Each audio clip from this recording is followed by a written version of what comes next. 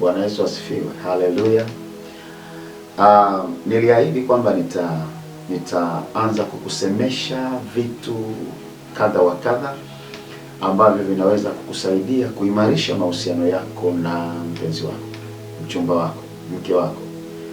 Lakini hii inajikita zaidi kwa wanaume.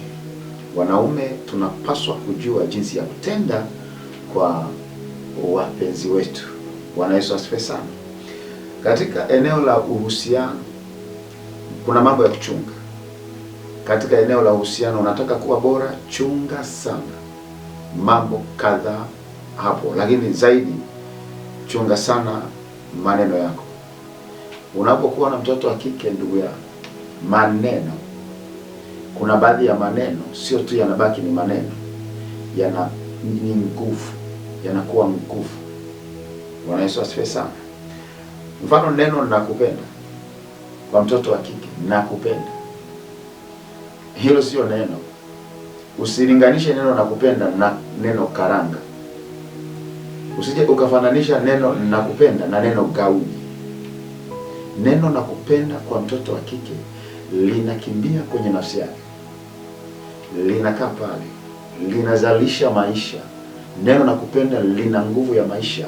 Spiritually, neno love ni kitu cha kiroho, sio tu swala la kawaida. Bwana Yesu asifiwe sana. Sio tu kitu cha kawaida. Kwa hiyo kwa binti, neno nakupenda ni power, ni nguvu. Haleluya. Sasa kuna maneno ukiwa kwenye mahusiano, kijana wa kiume, uwe makini unapoyatamka. Uwe makini unapoyatamka. Mengine yanajeruhi, mengine yanaumba hisia kali za mapenzi, mengine yanamsogeza karibu kwako, mengine yanampeleka mbali zaidi. Na usije ukasema mimi nitasema maneno yoyote, hanichaguli mtu. Ninakushauri kwa upendo, ndugu yangu, kama una maneno mazuri ya kusema kwa mtoto wa kike, akipatikana mtu anayeyasema mazuri, wameumbwa hivyo, masikio yao ya kihisia, masikio yao ya ndani yanasikia sana, yanaelewa zaidi. Maneno ni hatari sana, ni silaha hatari sana kwenye eneo la mahusiano. Ukimwambia mtoto wa kike nipo kwa ajili yako, we sema chochote. Nipo kwa ajili yako, we sema chochote. Mtoto wa kike unamwambia hilo neno, nipo kwa ajili yako, we sema chochote. Ni zaidi ya haya matamko, linamhakikishia ulinzi, usalama, nguvu isiyo kwa kawaida.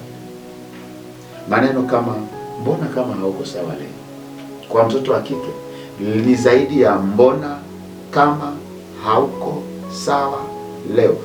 Kuna maneno kumwambia mtoto wa kiume, anaweza ukimwambia niko kwa ajili yako, wewe sema chochote. Mtoto wa kiume sana atasema tunataka gari, anataka hiki. Lakini mtoto wa kike sio tu atakwambia nataka hiki, atatafakari hayo maneno, nipo kwa ajili yako. Wewe sema chochote, sema chochote. Hakuna kitu kinaathiri mtoto wa kike kama maneno. Jifunze sana kutumia maneno. Bwana Yesu asifiwe sana. Maneno yasiyo ya kawaida kwenye mahusiano ni haya yafuatayo. Maneno ambayo sio ya kawaida, ukiyasema yanaenda na message sio kwa kawaida. Neno nakupenda ni la kwanza. La pili, naomba unisamehe. Naomba unisamehe. La tatu, asante. Asante. Asante sio neno la kawaida. Ni neno zito. Lakini kingine, usijali. Binti amepitia katika mambo ambayo anahisi akikwambia itakuwa hatari sana, na hata uhusiano unaweza kuvunjika, afu namwambia usijali. Usijali.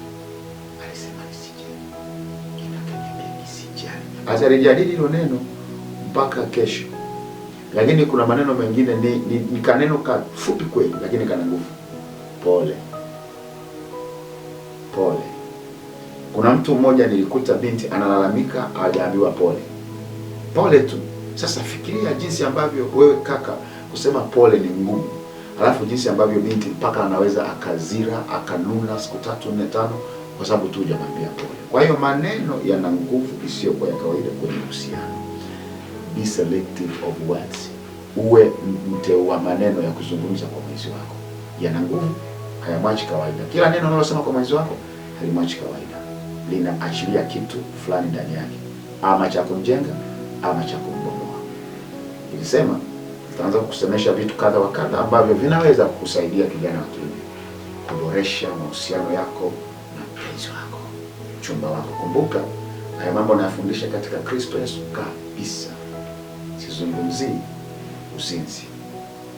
Mungu wa mbinguni na nchi akubariki. Naitwa Pastor Dionis Buhanda wa Christ Love Pentecostal Church hapa Tabora, Tanzania. Tunapaita the house of love. God bless you.